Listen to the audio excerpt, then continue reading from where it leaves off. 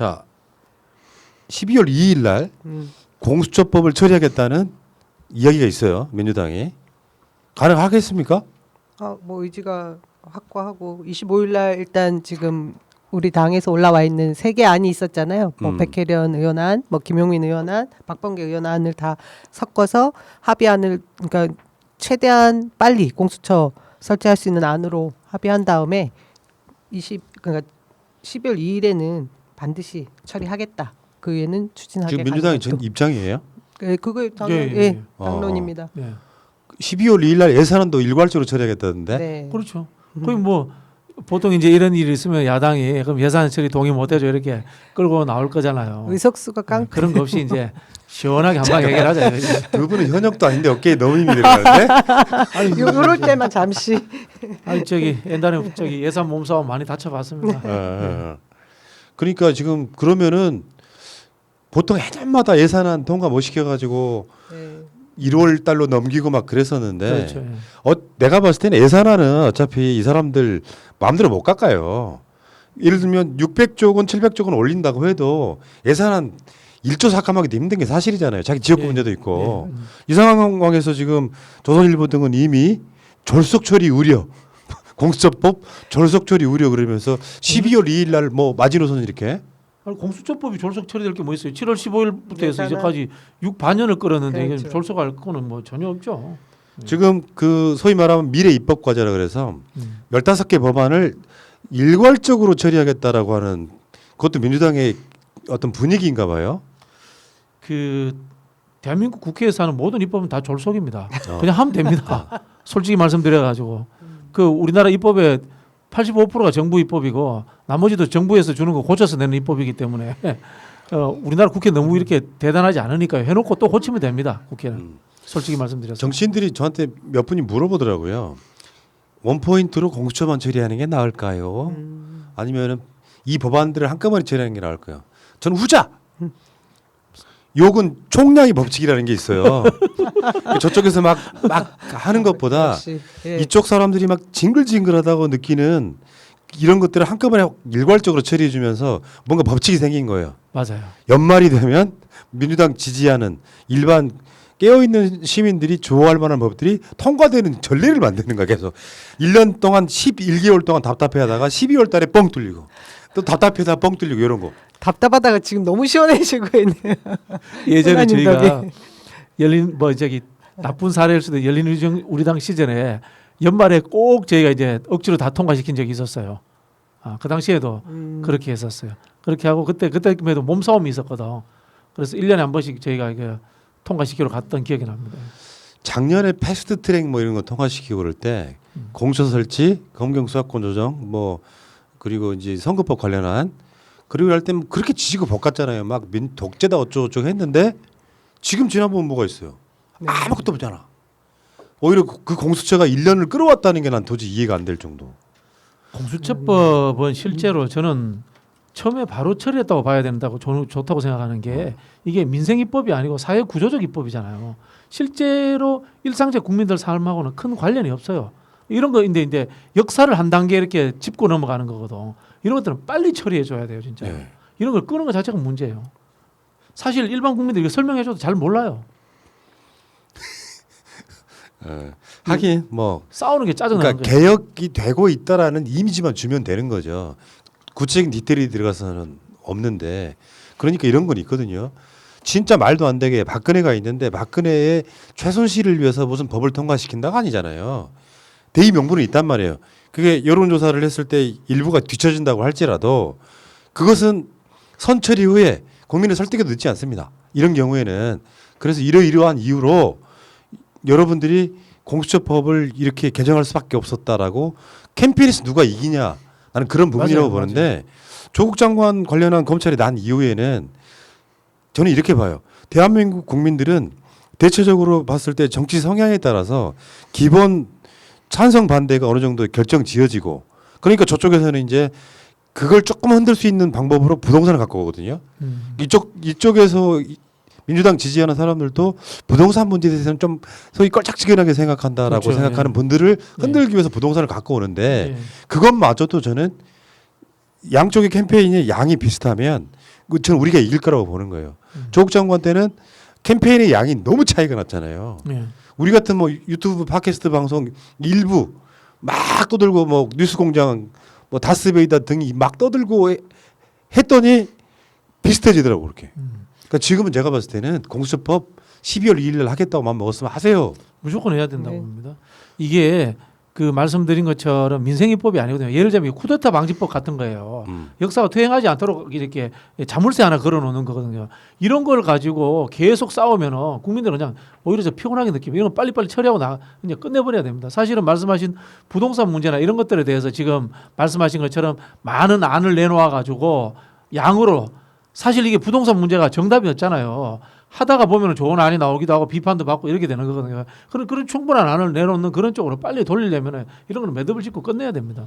그럼 국회의장이 어떻게 협조해 줄까요? 난 그게 궁금하네. 협조하시겠죠. 안 하실 수가 없을 것 같긴 한데 일단은 형식상으로는 예 중간에서 조정하는 역할을 한 번쯤은 보여주셔야 한 되는 단계를 게, 거치면서 조건을 걸어야 되겠죠. 예를 들면은 공수처 회의를 한 번 더 하겠다라고 한다면은 거기에 대해서 언제까지 시한을 정하거나 이렇게 하는 뭐 중간 뭐 절충안을 낼 수는 네. 있겠지만은 어쨌든 간에 예산과 같이 통과시킨다는 기본 방향은 저는 그대로 갈 거라고 봅니다.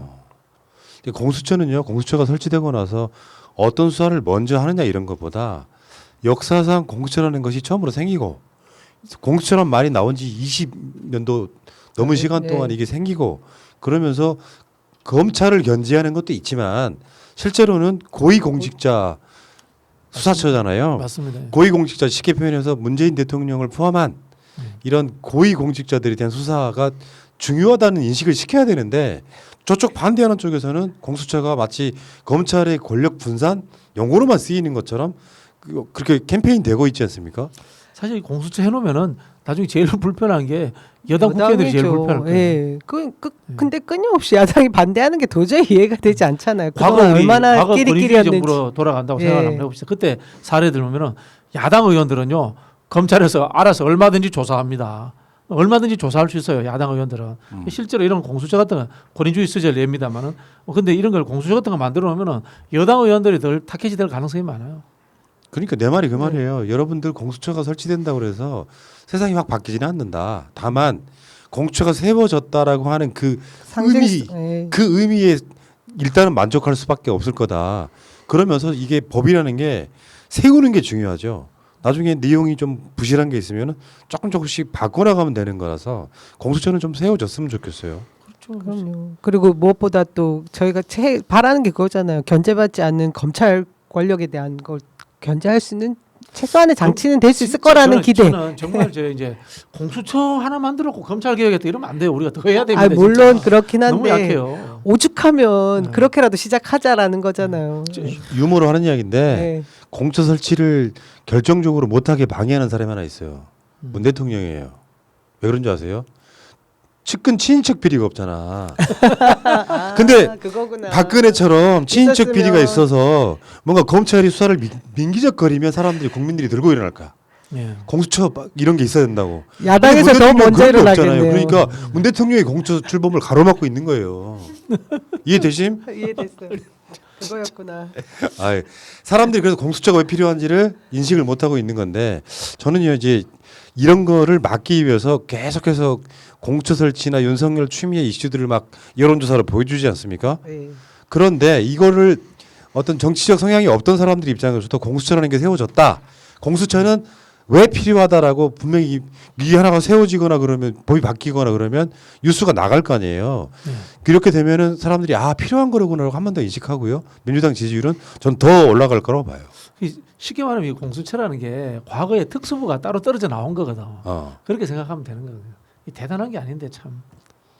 그러면 지금 2일 날 공수처법 개정하고 그래서 지금 민주당의 계획표는 올 연말까지는 공수처장 후보를 내겠다 이런 거잖아요. 예. 네. 그 중에 하나를 대통령이 낙점을 하고 네. 1월 달 가면은 청문회하고 요 방식으로 네. 기대가 됩니다. 1월 아니죠. 12월 달에 끝내야죠. 연내 처장 임명까지 끝내야죠. 쉽지는 보통 않을 그 것 같긴 한데 저기 일단 계획은 그렇게 얘기하는 청문회가 2주면 끝나니까 예. 내년 1월 달 초에 출범해야 안 되겠어요? 근데 걱정되는 거 없어요? 공수처장이 대통령이 2명 1명 낙점을 했어. 네.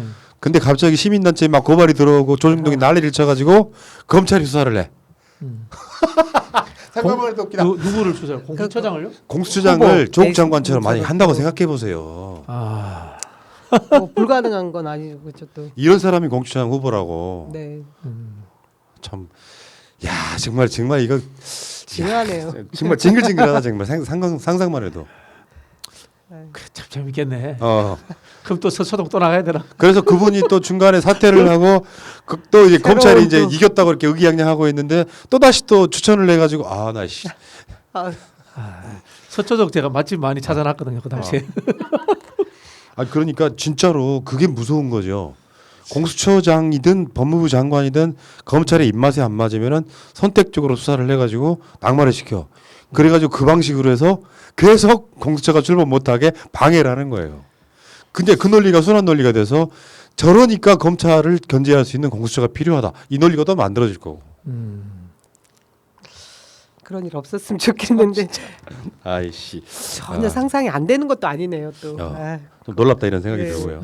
근데 저기 프라님 상상력이 좀 탁월하신 것 같아요. 그런 상상을 다 하고. 아니 그게 아니라 그럴 가능성 개연성이 있어요. 있잖아요. 네.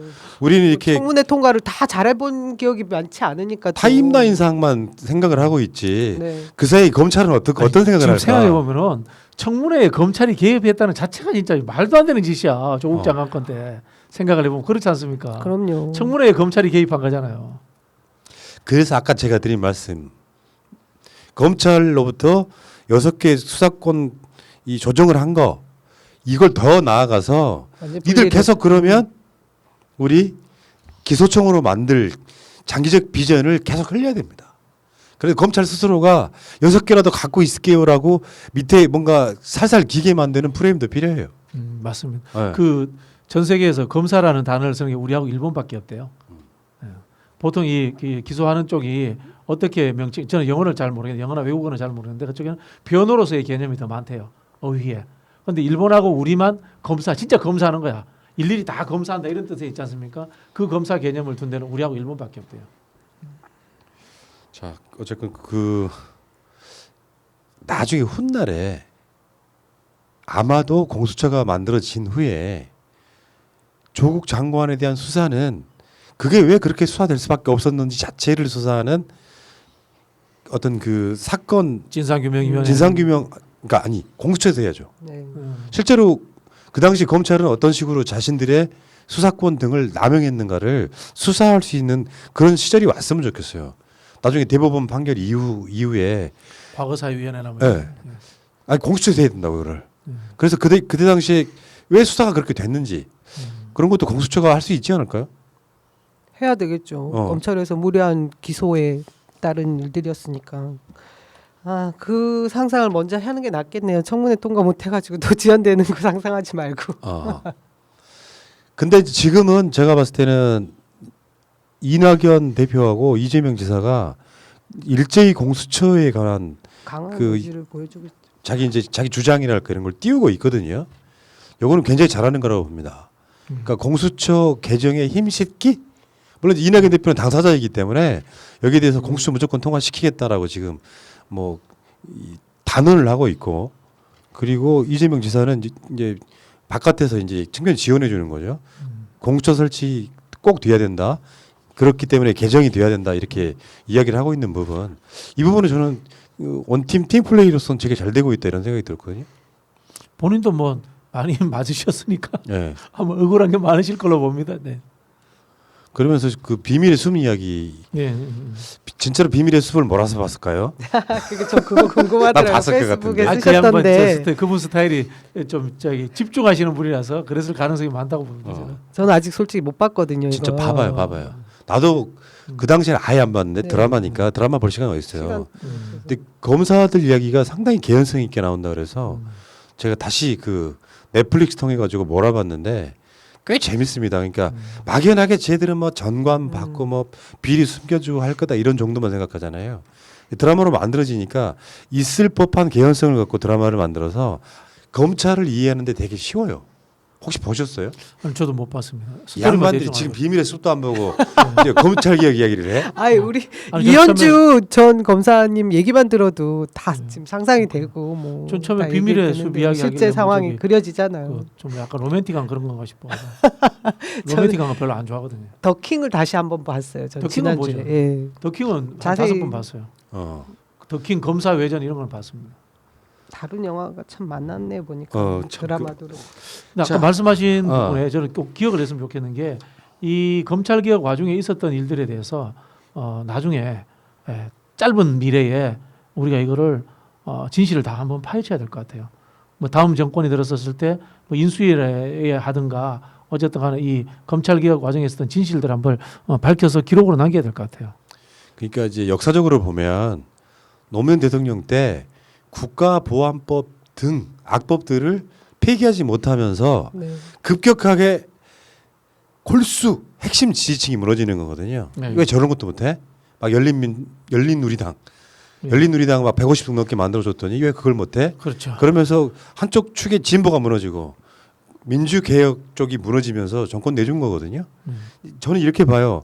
어떤 정권마다 상징성이 있다고 봅니다. 그러니까 공수처만 세워도 그거 하나만으로도 저는 문재인 정부가 어떤 5년 동안의 결과물 중에 하나, 큰 결과물 중에 하나라고 될 거라고 보고, 왜 우리가 목표를 세워놨는데 그 목표를 만들 수 있게끔, 이룰 수 있게끔 국회의석을 180석 몰아줬는데도 불구하고 못 세우면 내부로부터 반발에 휩싸이게 되는 거거든요. 그렇죠. 그래서 여기에 어떤 책임을 갖고 있는 당대표라든지 등등이 똑같은 방식으로 국민들한테 지탄을 받는, 그러니까 이건 진짜로 목숨을 걸고라도 통과시키고 나야 된다고 생각을 하거든요.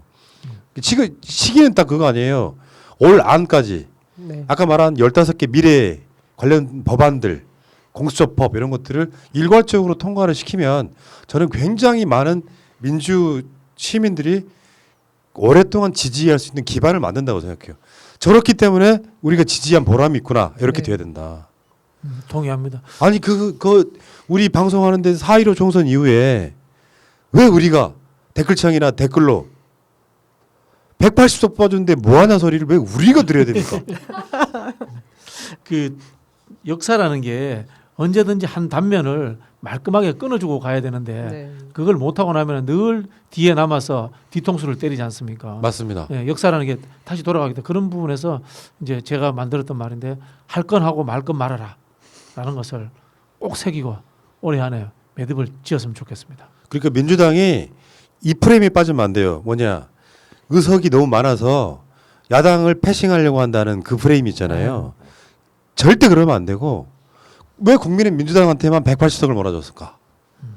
실제로 우호 지분 뭐 이렇게 개혁 진영 그러면은 그 190석이 넘는 숫자를 몰아줬을까? 그렇게 하라고. 그러니까 의석을 많이 몰아줬다고 하는 건 국민들이 채찍을 느낀다는 거거든요. 그 20대 국회 때 막 4+1 뭐 이런 식으로 해가지고 의석이 부족하니까 막 빌려와서 입법시키는 걸 보고 답답했던 국민들이 민주당 니들 마음대로 해. 민주당 하고 싶은 거 다 해.